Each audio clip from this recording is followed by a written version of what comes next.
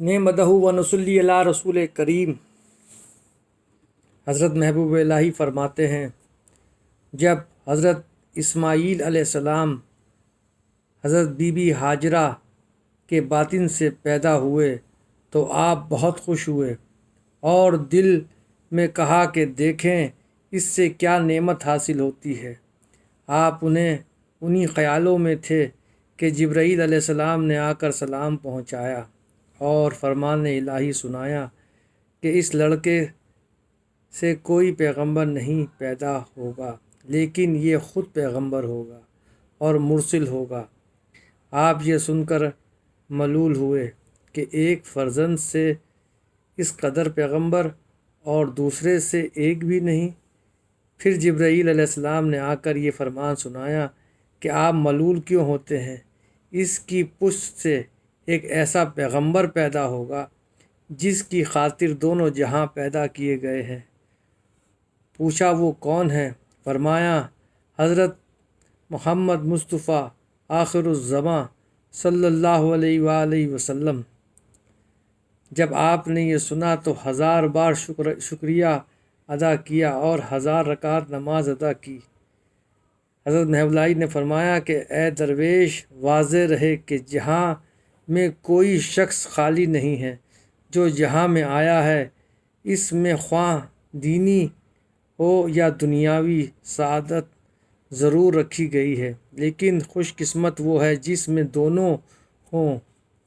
حضرت محبوب الہی نے فرمایا جب حضرت ابراہیم علیہ السلام کے دل میں اللہ تعالیٰ کی دوستی مطمئن ہو گئی تو جبرائیل علیہ السلام نے اطمینان امتحان کے طور پر خانہ کعبہ کی چھت پر کھڑے ہو کر اللہ کہا۔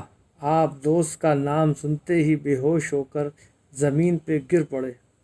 جب ہوش میں آئے تو ادھر ادھر دیکھنے لگے، آخر کعبے کے اوپر ایک آدمی کو ذکر کرتے ہوئے دیکھا۔ آپ کو عبرت ہوئی اور دل میں کہنے لگے کہ میں تو جانتا تھا کہ صرف میں ہی اس گھر میں یاد الہی کرتا ہوں، لیکن اب یہ ایک اور پیدا ہو گیا ہے۔ الغرض پاس جا کر کہا، خدا کے دوست ذرا دوست کا نام پھر لینا۔ جبرائیل علیہ السلام نے فرمایا بغیر شکرانے کے میں نہیں کہتا۔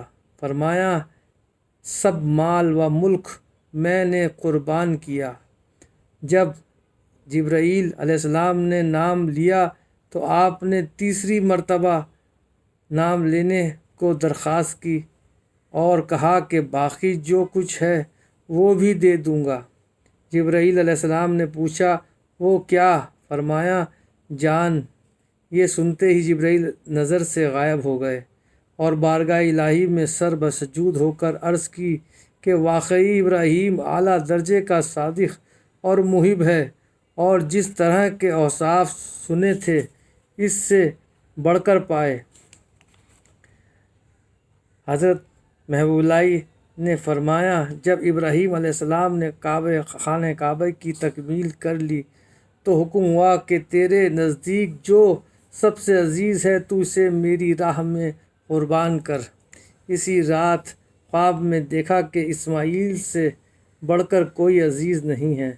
جب بیدار ہوئے تو وضو کر کے اسماعیل کو بلایا اور چھری آستین میں رکھ کر خانہ کعبہ کے پرنالے کے پاس پہنچے اور اسماعیل کو قربان کرنا چاہا۔ فوراً جبرائیل بہشت سے ایک دمبا لے کر آئے اور کہا کہ فرمان الہی ہے کہ ہم نے تجھے اپنی محبت سے صدق پایا اور تو نے حق محبت ادا کر دیا، بس اب اسماعیل کے بجائے اس دمبے کو قربان کر دے۔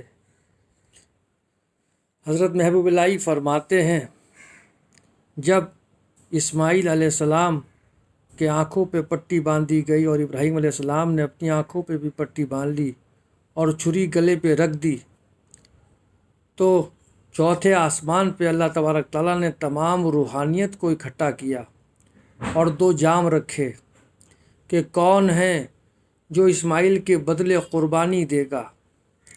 اگر میں اپنے حبیب کو دنیا میں ظاہر کروں گا تو اسماعیل کی اولاد میں ظاہر کروں گا۔ تو تمام روحانیت دیکھ رہی تھی۔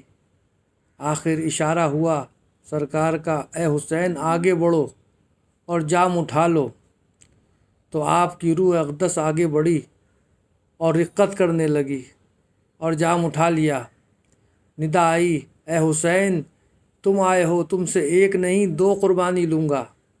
کہا میں 2 نہیں 72 دوں گا، بھوک سے، پیاس سے، آل سے، اولاد سے، تشنگی سے، ہر طریقے سے دوں گا۔ تو یہ قربانی وہاں قبول ہوئی اور اس کے بدلے دمبا رکھ دیا گیا، اور آج وہ قربانی پھر کربلا میں ادا ہوئی۔ اسی لیے حضور کہا کرتے تھے، حسین منی و انا من الحسین، حسین تم مجھ سے ہو اور میں تم سے ہوں۔ السلام علیکم۔